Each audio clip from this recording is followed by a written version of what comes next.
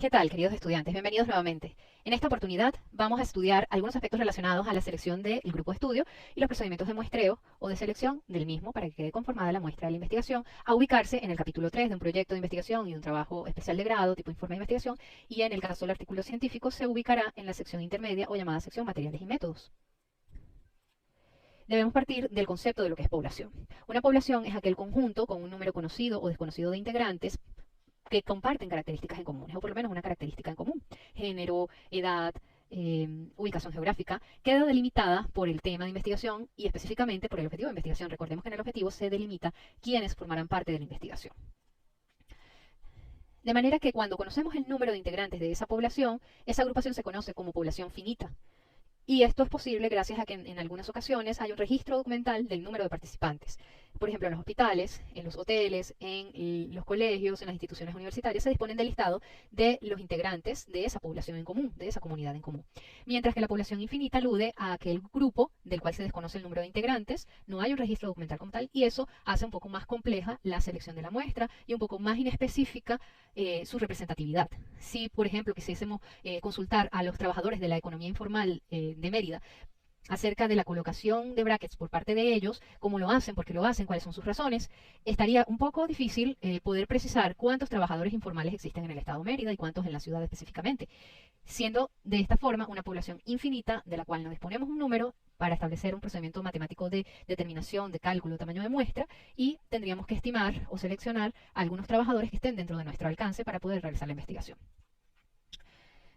En la delimitación de la población se especifican quiénes van a participar en función del objetivo, en función de otras características en comunes, como ya lo indicamos. Entonces, la muestra o el muestreo como tal viene a ser un procedimiento a través del cual se determina el tamaño del grupo de estudio. Y se tiene que determinar porque esto se adecue y se ajuste a la disponibilidad que tenemos cada uno de los investigadores en cuanto al tiempo y a los recursos para ejecutar la investigación con éxito. Hay conceptos relacionados entonces a esto de los grupos de estudio, de la población y la muestra. Población que normalmente es inaccesible requiere un muestreo, y ese muestreo, a su vez, ese subconjunto determinado por los procesos de muestreo, se puede llamar población accesible porque justamente es el subconjunto de la población al que tenemos acceso para poder estudiar lo que queremos estudiar. Esto se hace mediante una selección basada en el cumplimiento o no de unos criterios de selección. La muestra entonces pudiera ser representativa o no, dependiendo si es probabilística la selección, y a partir de ello se puede o no hacer inferencia estadística o generalización de los resultados. Entonces, un muestreo se define como un conjunto de operaciones que implementamos para seleccionar esos integrantes de la muestra. Una vez que determinamos el tamaño de la muestra, sí podemos seleccionar, decidir quiénes van a integrar este grupo y mediante cuál procedimiento vamos a integrarlos. En atención a ello, entonces existen dos tipos de muestreo y de muestras: probabilística y no probabilística. La probabilística implica que cada elemento goza de la misma probabilidad de ser seleccionado a partir de su población para conformar la muestra. Es decir, que se conoce la probabilidad que tiene cada elemento de integrar la muestra. Esto es posible porque generalmente el muestreo probabilístico es aplicable a poblaciones finitas o conocidas o de número conocido, y es posible calcular ello. El muestreo probabilístico, entonces, generalmente se implementa utilizando métodos aleatorios o métodos del azar. La probabilidad de que forme parte de la muestra puede ser igual en todos los casos, o también puede ser igual, en todos los casos, la probabilidad de no conformarlo. Se conoce el error muestral, y esto es muy importante porque hay un concepto estadístico asociado que se llama intervalo de confianza. El cálculo del error representa qué margen de error existe de que esa muestra no representa a la población. Se prefiere, por ejemplo, un margen de error, por muy alto que sea, de un 5%. Este 5% implica que con 95% de confianza o de seguridad, la muestra está representando a la población o es representativa de la población. El muestreo no probabilístico implica que no todos los elementos de la población gozan de la misma probabilidad de ser seleccionados para integrar la muestra. Se desconoce la probabilidad que tiene cada uno de ellos para integrar ese subconjunto. Para aplicar métodos de muestreo no probabilístico no se utiliza el azar. Bien, la elección va a depender de otros criterios, como los objetivos de estudio, el diseño de la investigación, lo que se piensa hacer con ello. Probablemente más a conveniencia del investigador y fijado por unos criterios de selección previamente establecidos y muy bien definidos en función de las variables de estudio. Aquí tenemos una representación gráfica de ese proceso. De un conjunto macro llamado población, que deriva de lo que anteriormente se conocía como universo, es decir, un subconjunto mucho más grande, inaccesible, desconocido, que integra todas las unidades de estudio, todos los sujetos o los objetos que posiblemente pudieran formar parte de la investigación. Hay uno más pequeño que comparte una característica en común al menos, llamado población. De esta población se puede extraer un subconjunto mucho más pequeño, representativo de la misma, de manera tal que termine siendo el grupo en el que finalmente se realice el estudio o la investigación. A esta población se le aplican unos criterios de selección y luego si se hace el muestreo o la selección de los integrantes del grupo de estudio final. Si se hace de esta manera, normalmente las conclusiones que resulten de la investigación pueden extrapolarse a la población de la cual proviene la muestra. Es decir, se puede hacer inferencia estadística. Se infiere a partir de la muestra que el comportamiento de lo observado en ese pequeño grupo de estudio pudiera estar ocurriendo en ese conjunto mucho más grande llamado población. Una muestra representativa, por definición entonces, es aquella que por su tamaño y sus características similares a la del conjunto permiten hacer inferencias o generalizar los resultados al resto de la población con un margen de error conocido y bastante pequeño, era lo que les indicaba. Entonces la representatividad está dada justamente por la posibilidad de conocer ese margen de error y minimizarlo al máximo. Lo ideal es que sea como máximo ese 5%, en algunas ocasiones se tiene solo 1% de margen de error y un 99% de confiabilidad o de confianza de que es representativa la muestra de la población de la cual proviene. Ahora bien, ¿cómo obtenemos una muestra representativa? De toda la población se selecciona un subconjunto llamada población accesible, población objetivo. De esa población objetivo se hace un procedimiento de muestreo. Un muestreo que generalmente debe ser probabilístico, por métodos matemáticos, por métodos aleatorios. Se establecen unos criterios de exclusión y de inclusión, unos filtros que me permiten seleccionar a los individuos además, para que entonces así quede conformada una muestra representativa, no solamente porque desde el punto de vista matemático es representativa del número de la población a la hora de generalizar conclusiones, sino que además ha pasado por unos filtros de criterios de inclusión y de exclusión que hacen que sea mucho más específica y representativa de esa población. De modo tal que la representatividad de la muestra va a estar determinada por el tipo de muestreo, pero también por el tamaño de la muestra. Acá es importante conocer los antecedentes del tema. Muchas veces podemos fijar el intervalo de confianza, el tamaño de la muestra, las características o los criterios de selección y de exclusión, basándonos en lo que otros investigadores han realizado, cuáles son los tamaños que más o menos manejan o han manejado otras investigaciones recientes y relacionadas al tema, similares a la nuestra. Se puede hacer la consulta de estos antecedentes, basarse en estos antecedentes para estimar el cálculo de la muestra. Entonces, para la selección de este pequeño grupo de estudio o muestra, se puede establecer el tamaño a través de una fórmula que ha sido diseñada para el cálculo del tamaño de la muestra. Hay fórmulas para cálculo de tamaño de muestra en poblaciones finitas e infinitas, pero también esta selección se realiza a partir del tipo de muestreo. ¿Cuál es la ventaja de establecer procedimientos de muestreo para conformar ese grupo de estudio? Por un lado, reduce el costo de la investigación. Es un menor volumen de trabajo a la hora de analizar los datos. Facilita el control de las variables, es decir, la supervisión del trabajo, porque es un menor número de individuos, un menor número de elementos. Y por supuesto, garantiza la rapidez en generar los resultados y con menor posibilidades de errores a la hora de presentar estos resultados. ¿Cuáles son los procedimientos de selección probabilística y no probabilística que típicamente están especificados en la literatura? Bien, los procedimientos probabilísticos conocidos son el muestreo aleatorio simple, el muestreo sistemático, el estratificado y el de conglomerados. Mientras que los procedimientos de muestreo no probabilístico conocidos normalmente son el muestreo por cuotas, por conveniencia, bola de nieve, causal y por juicio. Veamos cada uno de ellos. Entre los probabilísticos, el primero de ellos es el aleatorio simple, también conocido como azar simple. Implica que todos los elementos o todos los integrantes del grupo tienen la misma posibilidad de ser elegidos y son seleccionados por métodos de azar. La aleatoriedad es lo que normalmente le da un mayor nivel de confianza, mayor nivel de evidencia científica incluso a las investigaciones, por lo tanto validez y confiabilidad de la misma, sobre todo validez. Es independiente. Una elección no influye sobre la otra. Que selecciones un individuo del grupo no influye en la selección del otro. Se recomienda para ser utilizado en poblaciones que son homogéneas, que no están distribuidas, por ejemplo, en diferentes puntos geográficos, que no están sometidas a condiciones socioeconómicas diferentes, sino que se parecen mucho. Este muestreo aleatorio simple es válido para instituciones educativas, cuando tenemos un grupo de niños en una institución educativa y deseamos hacer selección de una muestra. Todos ellos comparten características en comunes, probablemente los que están en edad escolar, entonces son poblaciones que se parecen mucho. Se requiere normalmente de un listado o de un número para poder hacer la selección. La ventaja es que es de fácil y rápida aplicación. Existen varias modalidades a través de las cuales se puede hacer muestreo aleatorio simple. La realización de sorteo y de rifas es la más común, el método de la tómbola, al azar pues. Pero también están establecidos en la literatura una tabla de números aleatorios. Esta tabla de números aleatorios se ha establecido con la finalidad de que se haga la selección aleatoria simple. Se trata de una gran cantidad de números que están distribuidos entre columnas verticales y filas horizontales, de los cuales se puede seleccionar cada unidad, se le asigna un número y de esa manera entonces se fija quiénes integrarán la muestra o no, de acuerdo al número que se le asignó a cada quien. Por otra parte, el muestreo sistemático se refiere a la selección de los elementos utilizando una constante. De esa manera se escoge cada elemento o cada individuo cada n cantidad de veces, cada 2 veces, cada 3 veces, cada tantas personas se elige a un individuo. Puede ser más representativo que el mismo muestreo aleatorio simple, porque también implica conocer el número de personas para poder hacer esta selección cada ciertos espacios o cada cierto número de veces. Por ejemplo, del 1 al 9, de un grupo del 1 al 9, escogemos los números, en este caso, los múltiplos de 3, el número 3, el número 6, el número 9. Entonces, mediante este proceso de selección constante, podemos establecer un subconjunto. La primera selección va a condicionar a la siguiente, es decir, si comenzamos con el número 3, lo lógico es que sigamos con el 6, con el 9 y así en adelante.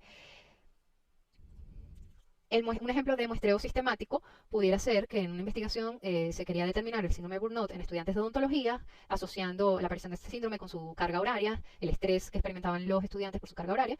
Y para precisar este muestreo, se pensó que lo más conveniente era hacer el muestreo sistemático, porque se puede conocer la población completa de estudiantes que están matriculados en la Facultad de Odontología. Entonces la selección se podía hacer de manera sistemática. Puede realizarse partiendo de un listado de estudiantes o la matrícula que maneja la Oficina de Control de Estudios de la Facultad de Odontología. Y de esa manera, cada 3 estudiantes, por ejemplo, se puede seleccionar uno al cual se le realizará la encuesta y la aplicación del test de síndrome de burnout.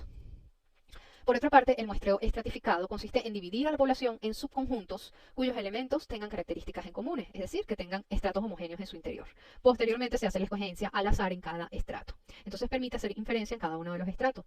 Se divide la población en grupos mutuamente excluyentes, es decir, heterogéneos, pero que dentro de cada subconjunto son homogéneos entre ellos. Se pueden clasificar o estratificar, por ejemplo, tomando en cuenta las edades, el sexo, como criterio de estratificación. Se recomienda que el número de variables de estratificación no sea mayor a 6. Y lo ideal es que se conformen pocos grupos con muchos elementos.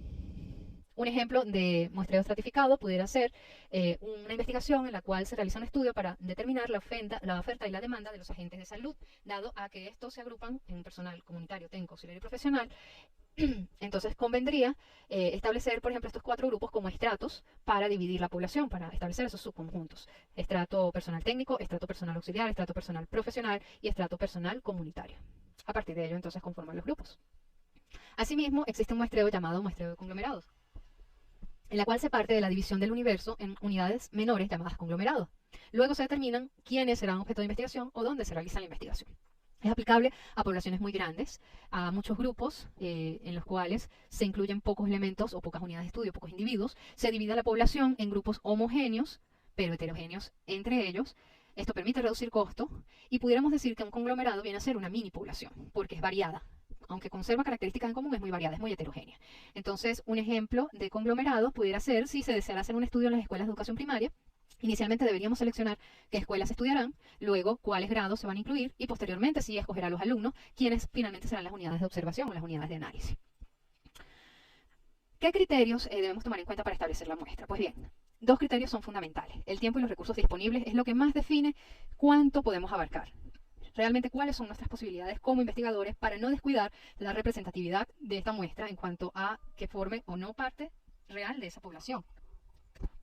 Estos son criterios llamados relacionados con las posibilidades del investigador y son los que priman, los que más tienen peso a la hora de seleccionar la muestra. Pero también hay criterios que están relacionados con la bibliografía especializada. Se puede establecer el tamaño de la muestra o escogerlo en función de lo que previamente ha sido establecido en otros antecedentes. Se puede escoger una muestra tan grande como sea posible, puesto que se parte de la premisa de que esto lo hace más representativa. En algunas investigaciones, como la investigación experimental, es conveniente, normalmente se escucha y en las esferas científicas, que es conveniente que la muestra esté integrada como mínimo de 30 sujetos cada grupo, grupo control, grupo experimental.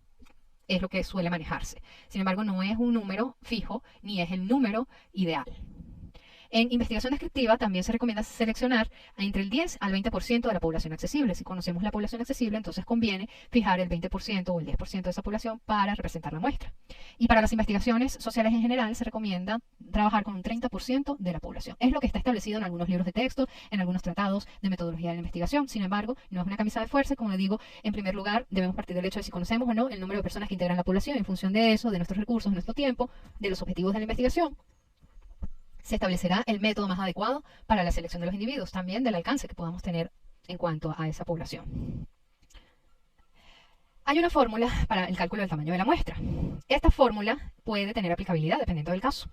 ¿De qué casos? Si se conoce o no a la población de estudio, es decir, al número de integrantes. Entonces hay cálculo de muestra basados en fórmulas para poblaciones finitas o conocidas y cálculo de muestra basados en poblaciones infinitas o desconocidas. También va a depender del tipo de estudio. Hay investigaciones en las cuales no es necesario definir un tamaño muestral por métodos estadísticos, pero hay investigaciones en las cuales sí es condición obligatoria. Por ejemplo, en los ensayos clínicos es fundamental que la selección sea aleatoria, pero también que exista un cálculo de la muestra fijado previamente por una fórmula para garantizar la rigurosidad de la investigación. Las investigaciones exploratorias, descriptivas, pudieran llevarse esta selección de los sujetos que integran el grupo de estudio por otros métodos más no probabilísticos, fijados incluso por criterios del investigador, y no hay ningún inconveniente en establecer ese primer acercamiento basándose en estos criterios. Pero también depende del tipo de variable, si la variable es cuantitativa, es cualitativa, hasta qué punto se puede medir esa variable. Entonces se necesita para aplicar una fórmula de tamaño muestral, establecer un nivel de confianza, establecer un nivel de significancia, es decir, de que los resultados realmente están representando una diferencia significativa con respecto a un grupo de comparación. Y también se requiere de una precisión que puede estar establecida por el nivel de error de la muestra y el intervalo de confianza de la misma. Aquí tenemos un ejemplo de las fórmulas que suelen emplearse para el cálculo de las poblaciones, de las muestras a partir de poblaciones finitas e infinitas. Cada uno de los símbolos que están expresados en estas ecuaciones tiene un significado. N siempre en minúscula significa muestra. N en mayúscula significa población porque es el conjunto más grande del cual proviene la muestra. El nivel de confianza por este símbolo que parece una E se puede establecer al cuadrado en el caso de poblaciones conocidas o finitas. P es la probabilidad a favor de ser seleccionado, que en el caso de las poblaciones infinitas se eleva al cuadrado. Q es la probabilidad en contra, es decir, de no ser seleccionado. Y E es el error de la estimación. ¿Con qué margen de error realmente la estimación representa o no a la población de la cual deriva la muestra? Como les decía, normalmente el intervalo de confianza está establecido en el 95%. Si partimos del hecho de que la población tiene una distribución normal. Estadísticamente, una distribución normal implica que la población es homogénea, que los individuos comparten características en común, que la tendencia a que compartan esa característica en común, si la graficamos, es similar a una campana, un gráfico de campana. Bien. El tamaño de la población, que puede ser tan grande como 9 millones, 9.000, o puede ser tan pequeño como apenas 100 individuos.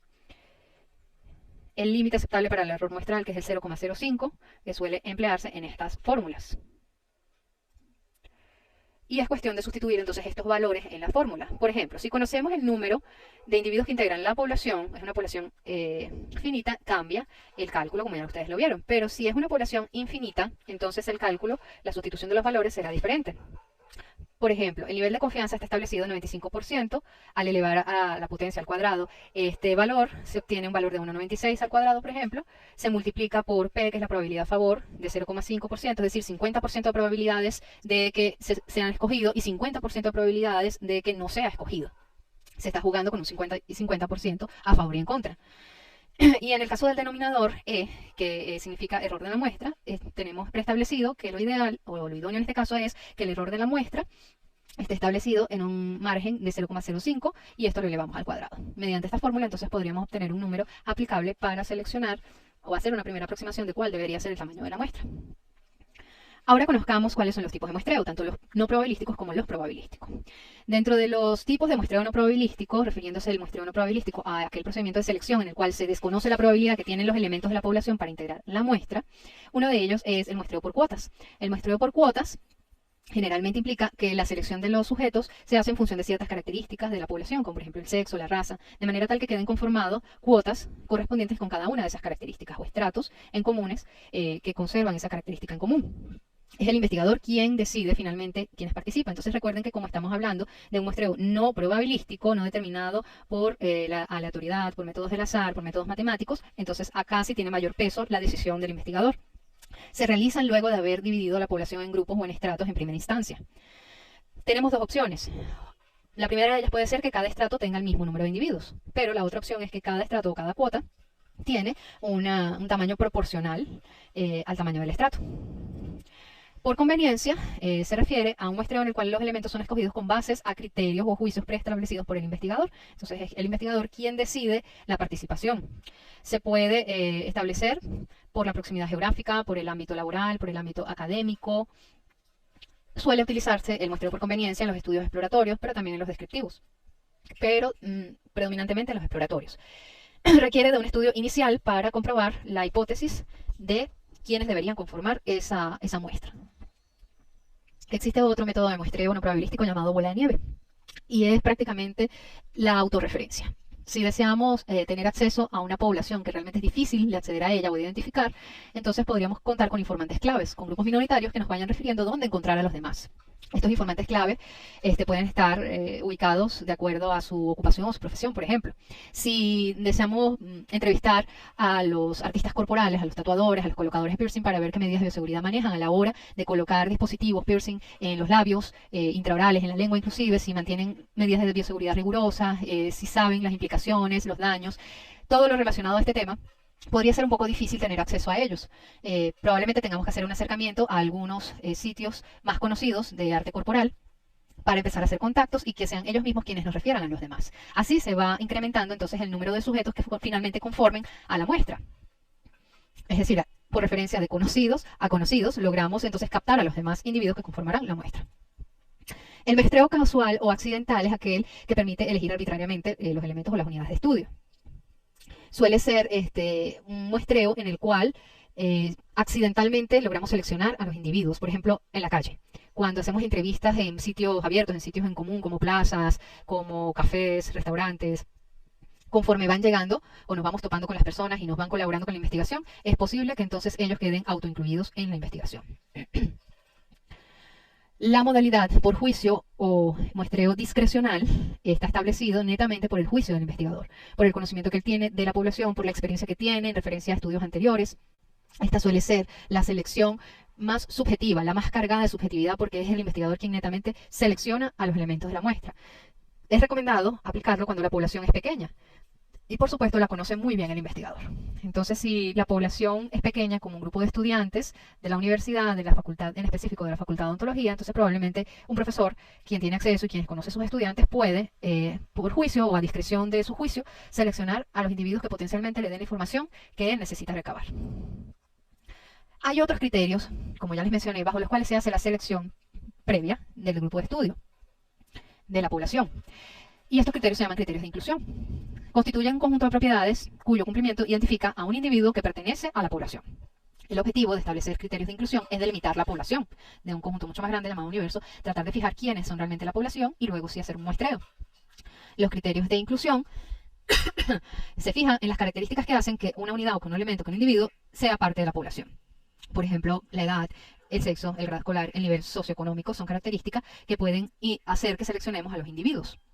Edades comprendidas entre tantos y tantos años, géneros de tal a tal, o de un solo tipo de género, el grado específico, el grado escolar que debe estudiar, el nivel socioeconómico que tiene, pueden convertirse en criterios de selección. Pero en el área de la salud establecemos criterios de selección muy bien definidos cuando nos interesa hacer recolección de datos en grupos de pacientes. Supónganse que queremos estudiar la probabilidad o el riesgo de preeclampsia asociada a la periodontitis.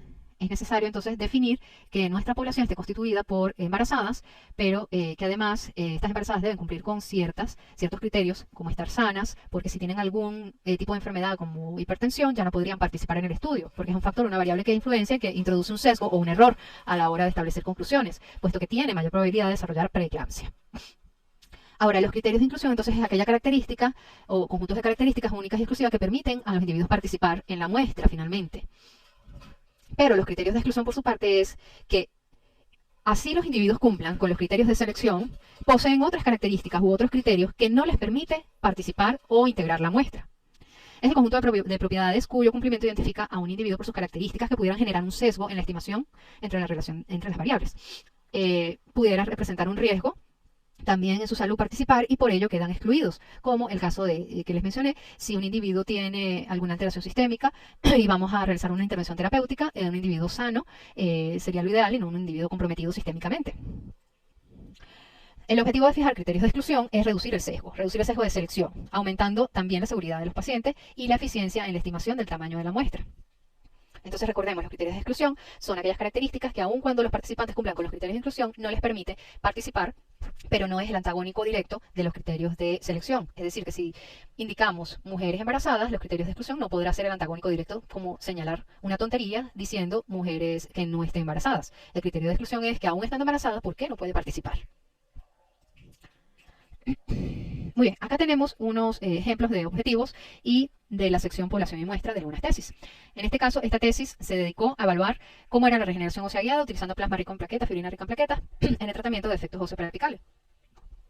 Fíjense cómo lo narran. La población estuvo integrada por pacientes que acudieron a la cátedra de cirugía bucal, de la Facultad de Odontología, que presentaba lesiones inflamatorias peripicales. Esa es la población. ¿Qué tenían ellos en común? Que eran pacientes que habían acudido a la cátedra de cirugía y que presentaban lesiones inflamatorias peripicales, dos características. Ahora bien, la muestra. Se seleccionaron 5 pacientes que acudieron a esa cátedra y que cumplieron con los criterios de inclusión. Este número de pacientes se determinó por un muestreo no probabilístico, que no pretende generalizar resultados a la población. La selección del tamaño de la muestra se realizó por conveniencia de las investigadoras. ¿En función de qué? En función del tiempo del cual disponían para llevar a cabo la investigación y la demanda de pacientes que acudían a la cátedra, porque en ese entonces realmente la demanda no era muy grande y eran muy pocos los pacientes que podían ser incluidos en el estudio en ese corto periodo de tiempo, meses en los que los estudiantes estuvieron acudiendo a la cátedra de cirugía. Entonces fíjense que este es un ejemplo de cómo escribir la sección de la población y muestra en la metodología.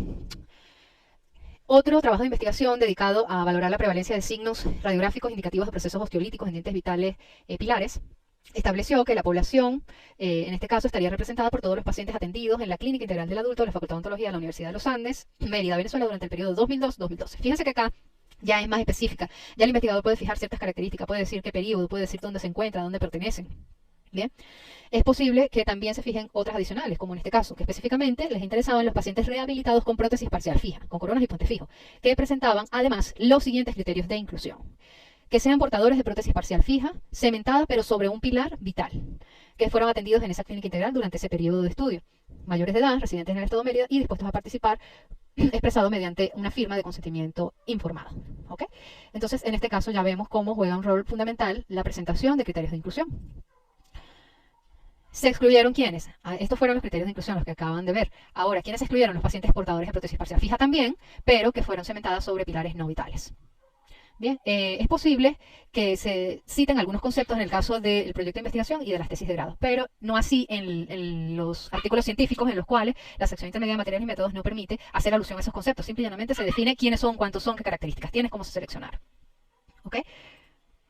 Otro ejemplo, gel de quitosano inyectable como bioestimulador cutáneo en ratas de Sprague-Dawley. Los ejemplares biológicos, se le llama así, en este caso a las ratas, a los animalitos de experimentación, ya no se refieren a las unidades de estudio, no se refieren a la muestra como tal. En este caso, se utilizaron ratas adultas de esa línea con un peso corporal en específico para que fuese más o menos homogénea la población. Provenían de un mismo lugar, del bioterio de la ula, de una línea genética muy similar, líneas no consanguíneas. Bien, estas características son importantes de manifestar en los estudios experimentales, preclínicos, en los ensayos con animales de experimentación.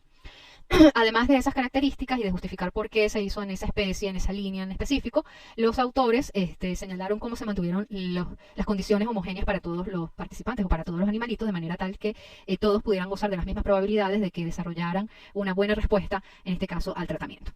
El tamaño de la muestra se establece en un número mucho más pequeño. El número probablemente provino de un cálculo de la muestra basándose en la productividad del bioterio, de cuántas ratitas eran posible gestar y crecer dentro de este bioterio para que entonces quedara conformado con el menor número de animales posibles. En investigaciones con animales sucede lo contrario, mientras que normalmente apuntamos a que sea el mayor número de integrantes de muestra, para que sea representativo de la población, en investigaciones con animales por consideraciones éticas se reduce el número de participantes a su mínima expresión, quedando más o menos oscilante entre 20 y 30 animales de experimentación aproximadamente, que suele ser suficiente para hacer estimaciones estadísticas a la hora de establecer los resultados. Otro ejemplo de población y muestra de una investigación en la cual la población estuvo constituida, en este caso por estudiantes de un liceo Libertador del Estado de Mérida, de ambos géneros, con edades comprendidas entre 12 y 16 años, que cumplieron con los criterios de inclusión. La muestra estuvo establecida en 100 estudiantes. ¿Cómo se hizo el muestreo? A través de un muestreo aleatorio simple, ya que cada individuo tuvo la misma probabilidad de ser seleccionado. ¿Por qué razón? Porque se conocían los listados de los estudiantes de ese liceo y era posible hacer la selección de esos 100 estudiantes.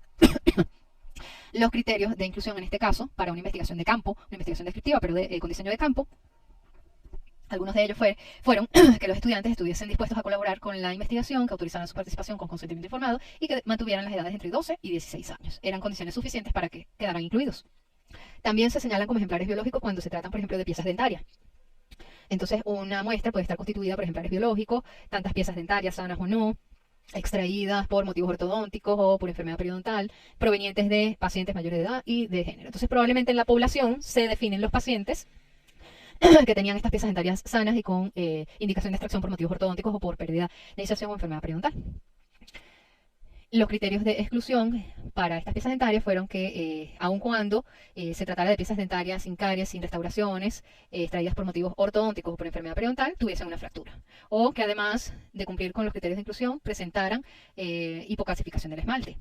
O que estas piezas dentarias pertenecieran a pacientes con trastornos sistémicos que tuvieran repercusiones o manifestaciones clínicas a nivel del esmalte dental. Una hipocalcificación, una fluorosis dental, por ejemplo, entonces eran criterios de exclusión. O bien aquellas piezas dentarias que tuvieran un tipo de erosión y de abrasión. Otro ejemplo en el cual los investigadores deseaban conocer cuál era la información que manejaban los estudiantes de odontología sobre diagnóstico y tratamiento de algunas emergencias específicas, señalándose incluso el periodo de la recolección de los datos en el título, lo cual no es tan vinculante y tan determinante, pero en algunas ocasiones suele señalarse. Acá la población estuvo constituida por estudiantes solamente del 5º año de la Facultad de Odontología, que aceptaron voluntariamente participar en la investigación. Se justificó la selección porque ellos, específicamente los de 5º año, se encuentran en un nivel avanzado de la carrera, ya han aprobado la asignatura de medicina interna que es cursada, o que era cursada en el 3er año, en la cual se enseñan estos procedimientos de cómo atender las emergencias médicas. Y como se trataba justamente de eso, del diagnóstico y tratamiento de algunas emergencias específicas, entonces era más confiable la información que podían aportar estos estudiantes que tenían mayor experiencia, los de 5º año, considerando también que pudieran ser incluidos, como en la muestra, algunos otros estudiantes que ya hayan cursado una materia que era una electiva llamada Emergencias Médicas en Odontología y que era una electiva del 4º año. Entonces también podía participar un estudiante de 4º año que ya hubiese cursado la materia. Muy bien. Esto ha sido todo por hoy. Muchas gracias.